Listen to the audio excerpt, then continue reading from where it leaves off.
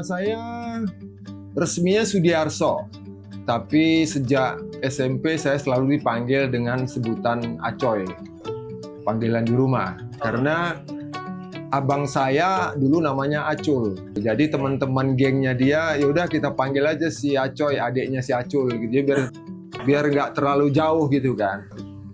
Saya pernah disekor di sekolah karena lepas jam sekolah itu ada teman saya yang minum minuman keras gitu, ya kan? Terus main ke sekolah. Jadi ketiduran di sekolah. Jadi saya diskor setelah 3 hari di sekolah.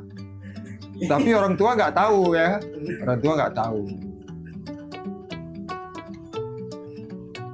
Sebenarnya di dalam perjalanan dari kuliah sampai bekerja, itu kopi adalah bagian kehidupan. Bagian kehidupan yang kita memang suka. Jadi selama 26 tahun itu saya bekerja, di mobil saya tuh ada peralatan kopi. Nah saya uniknya dulu kalau ngopi saya nggak ke coffee shop, saya beli green bean. Saya beli green bean, di roasting dulu sendiri pakai teflonnya istri di rumah. Nah hasilnya itu yang dibawa, jadi saya ada beberapa varian. Nah kemudian varian-varian ini saya tes. Ini saya campur ini, saya campur ini, saya campur ini, saya coba seperti apa flavornya. Nah, sehingga saya punya memori gitu kan. Nah, mana yang enak saya catat. Ini campur ini, asamnya sekian, flavornya seperti ini, wanginya seperti ini. Nah, jadi saya bisa ngeblend gitulah. Itu awal-awal. Tapi itu belum ada basic knowledge-nya belum ada, cuma di proses-proses gitu aja. Nah, akhirnya 15 tahun sebelum saya pensiun, saya tertarik membaca-baca di website tentang kopi. Waktu itu saya baca kopi Malabar. Kopi Malabar itu, Java Malabar itu sangat populer di Italia. Nah saya nggak ngerti, saya pikir Malabar ini kopinya luar, ternyata itu kopi dari Jawa Barat. Bayangin tuh, kita aja orang Indonesia nggak paham gitu ya. Dari situlah, ternyata kopi Indonesia ini menarik gitu. Nah dari situ saya belajar terus. Baca, saya buka website. Nah kalau di rumah kan kita buka website kan, rumah saya dulu belum ada internet karena mahal kan, makanya membacanya itu di kantor. Pada saat kantor lagi nggak ada kegiatan, saya buka website. Pulang saya nunggu, saya buka website. Jadi saya baca itulah melalui website. Jadi saya dulu pertama saya baca website luar itu namanya Daily Perfect Grind.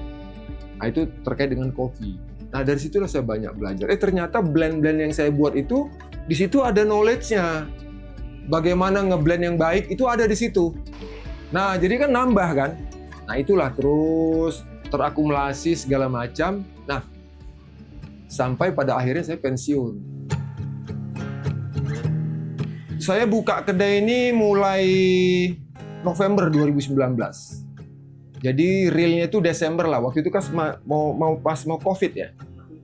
Nama Coffee of Thing ini sudah ada di dalam benak saya 1,5 tahun sebelum saya pensiun. Karena waktu itu saya ada diskusi sama teman gitu kan. Atasan saya langsung, dia deputy director lah. Setelah pensiun, Pak Acoy mau kemana? Saya bilang gini. Dengar-dengar mau buat kopi, iya gitu. Namanya sudah ada. Namanya masih ini nih, masih dicari lah, saya bilang gitu kan. Oke, coba Pak Acoy ceritalah, kira-kira apa yang mau dibuat dari konsepnya itu. Saya ceritalah dari petani, roastery sampai di ujung, di hulu, di hilir, brewer ya, dalam hal ini kedai kopinya gitu ya. Terus dia bilang, oke Pak Acoy, kita jeda, nanti minggu depan kita diskusi lagi. Nanti kita lakukan setelah jam kerja.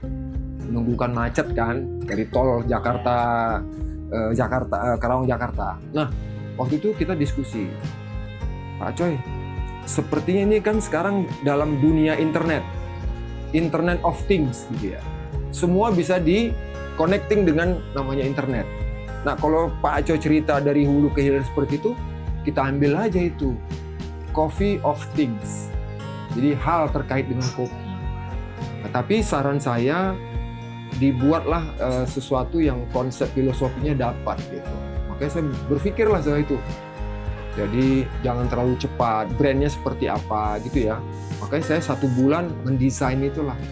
Jadi awalnya ini Coffee of Thing itu di dalam lingkaran. ya kan, di dalam lingkaran. Jadi semua lingkar itu tertutup, merupakan satu sistem. Jadi kita inner system, ada outer system atau yang beyond our control, ya kan? Kalau misalnya perubahan harga, perubahan iklim kita kan nggak bisa pengaruhi. Tapi di kita flavor, hospitality kan bisa kita bisa kita create ya. Nah akhirnya oke, saya bilang saya sudah dapat namanya ini, brand image-nya begini, dasar color-nya ini. Karena di dalam dunia dunia sufi, warna hijau itu adalah warna penghidupan. Nah, terus wadah cangkir itu adalah juga penghidupan dalam kita. Untuk mencari nafkah itu wadah, apapun wadahnya itu.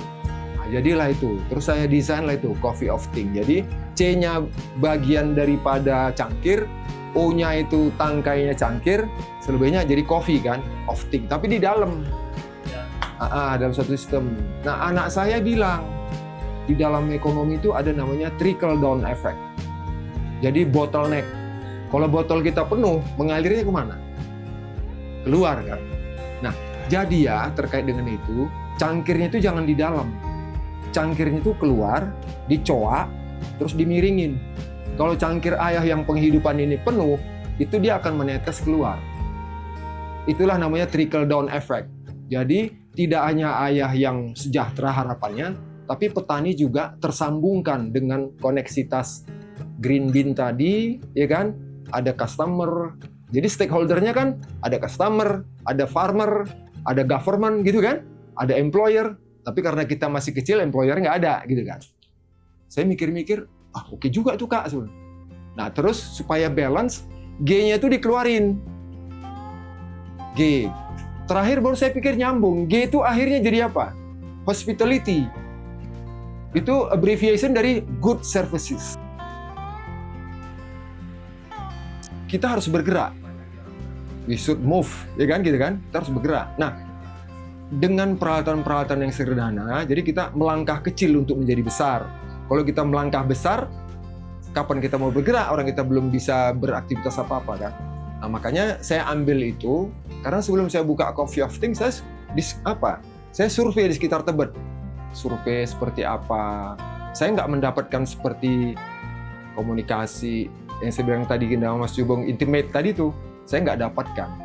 Jadi dengan konsep slow bar ini, saya dapatkan itu. Nah itulah akhirnya menjadi sekarang bergulir lah namanya slow bar itu kan. Jadi kita antara tamu dengan penyeduh itu tidak ada sekat. Kita bisa bercerita. Nah yang baik itu adalah seorang penyeduh itu menjadi ranger yang baik buat kedainya. Sehingga tamu-tamu di sini antara satu tamu dengan yang lain itu saling kenal. Bahkan sekarang ada semacam ikatan pengunjung di Coffee of Thing. Itu mereka buat grup. Jadi kapan mereka kemari mereka share, aku ada di sini nanti datang semua. Yang buat saya ini menjadi pilot project buat teman-teman yang seusia saya yang akan menjelang pensiun, mereka bisa mengoptimalisasi apa yang menjadi hobi mereka menjadi passion.